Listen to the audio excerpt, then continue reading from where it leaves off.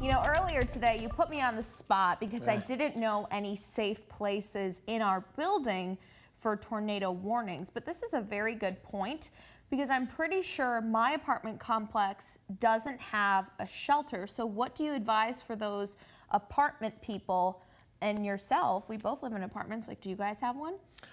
We do have a safe place, but that's nice. Considering that I do this for a living, I will always and forever be here. But if you do live in an apartment, might I suggest going to fox54.com. We have a very handy list of public storm shelters available. Look at that. I mean, we're handy dandy. We are. We have even organized them by ones that allow you to take your pet. Not all of them allow you to take your pet. Why are we talking about this? Well, we are in fact talking about our next opportunity for severe weather. As we head into Thursday afternoon and Thursday evening, the vast majority of North Alabama, southern Middle Tennessee finds itself under an enhanced risk for severe weather.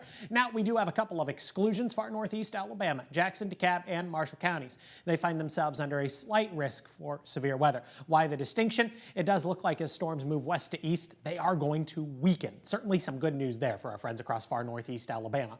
Big concerns for everybody though: heavy rain, damaging winds, and the threat is there for an isolated tornado. The best chance for an isolated tornado is going to be west of the I-65 corridor, more specifically across far northwest Alabama, Lauderdale, Colbert, Franklin counties, and then getting down into Lawrence County. Let's take those threats, break them down just a little bit. We talked about heavy rain, but what about the risk for flooding? Yes, there's a threat for heavy rain, and some of us are going to get a significant amount of it, but these storms are going to be moving rather fast, and we've been incredibly dry lately, so I actually don't think flooding is going to be that big of a concern. Maybe we'll get some quick flash flooding, but that's about it. Damaging winds. Within the thunderstorms, we could be talking about wind gusts 45 to 55 miles per hour. At their highest, we could be talking about wind gusts of 60 miles per hour, and that's just within the thunderstorms. In general, Thursday, it's going to be a gusty afternoon, just like we saw today. And then, yes, we do have that isolated threat for a couple of tornadoes. Best chance for that is going to be across northwest Alabama. Speaking of northwest Alabama, onset of severe weather 3 p.m. to 6 p.m. Lauderdale, Colbert, Franklin County, Lawrence County, 4 p.m. to 8 p.m. across the I-65 corridor. That includes our friends up in southern Middle Tennessee, Limestone, Madison, Morgan, and Coleman counties. And then certainly last but not least, 5 p.m. to 9 p.m.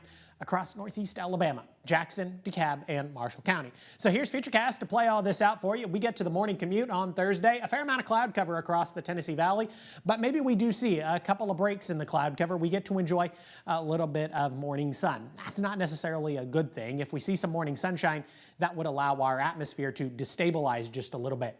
We head into the later part of the morning, early into the afternoon. We're talking about a little bit of rain. None of this activity is going to be strong, probably not going to have any thunderstorms with it. We're just talking about a couple of scattered showers. Scattered showers would be good because they have the potential to work over our atmosphere early in the day.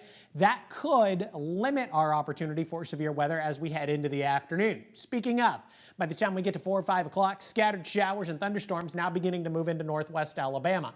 Our area of concern is going to be by the time we get to 5, 6 o'clock. Here comes the cold front. Here comes a well-defined and robust line of showers and thunderstorms beginning to move into northwest Alabama, Lauderdale, Colbert, and Franklin County. Some very gusty winds, some very heavy rain, and it's within this line that we could see a couple of isolated tornadoes. But again, our biggest concern going to be the threat for some gusty straight line winds. And then I mentioned it, pay attention to how this line has really weakened now as it moves into northeast Alabama as we head into the later part of the evening. Still talking about the cold front, but this line is now much weaker. Even the rain isn't going to be near as heavy.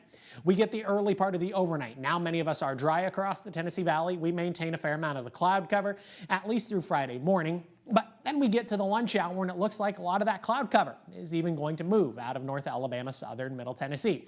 A wind advisory will go into effect everywhere 6 o'clock tomorrow morning, running through 12 a.m. on Friday. Sustained winds 20 to 25 miles per hour. There's your wind gusts 45 to 50. Some of us could be talking about wind gusts 55 to 60 miles per hour. I leave you with a couple of points. If we see morning rain and cloud cover, the severe weather threat will actually drop as we head into the afternoon.